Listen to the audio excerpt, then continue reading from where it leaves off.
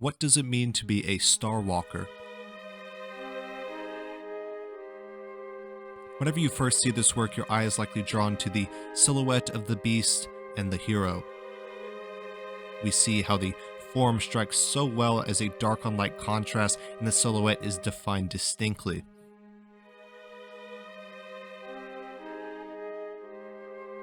There exist three main regions in the spatial composition. We have the singed earth below, we have the fiery horizon beyond in the center, and then we have the starry sky above. Each one is incredibly important to understanding the visual experience that this work presents.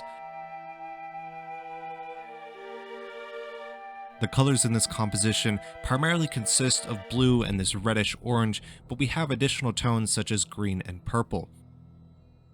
Of course, the two tones of blue and orange certainly contrast each other quite strongly. This is very close to a complementary color scheme. They clash in a scene of heaven and hell. We also see a great sense of texture offered by this piece, from the rougher fur of the mount to the lighter flowing cloth of our hero's cloak. Such a piece is highly stylized and incredibly unique. It's hard not to wonder who this feminine figure is who mounts such a strong direwolf.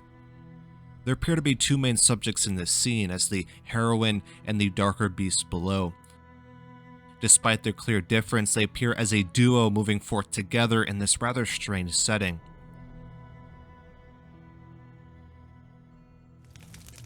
Typically, the feminine is depicted as soft and delicate, even passive, but this piece turns against that sharply with symbols of strength and fortitude. Instead, this woman is incredibly strong. She wields a massive longsword that shimmers with a sacred energy. The blade is a very important symbol to consider as well, as it can cut, it can transform, and it can separate and of course confront enemies in every domain. It's distinctly different from an additional work seen by the original artist entitled The Ending Blade. In that work, we see a masculine figure gifting the sword to a more delicate feminine figure with wings, and of course in this work today, Star Walker, she is wielding that with complete confidence. But let's look at the broader setting of the scene. This is also very important to consider. It appears to be a desert or a wasteland of some kind. We see this burnt orange that incites flames within the work like a hellish landscape. It almost appears as if even the plants themselves had died and singed off. Look at the ground below, it is incredibly dark. Thus, as a result, every part of this piece points to fire. We see countless examples of shimmering stars and celestial bodies within this powerful piece. Each element is blessed by their presence, from the singed ground below to the direwolf's body to the sword itself, and of course the highest heavens above. They're all enchanted with an energy that transcends everything. And the title of this piece, as Star Walker, begins to reveal who we are in witness of. She seems to be a heroine of some kind, daring to walk upon the brightest stars that burn with the strongest energy. Of course, many people wish upon a star, but to walk amongst them is a different domain entirely. We see how her head is perked up above this hellish and harrowing world, that she seems to keep herself in a higher state of mind. She is, in a way, transcending the hellish world below and keeps her mind in the stars.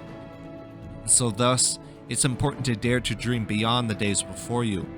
Like her, someday you too may walk upon the stars.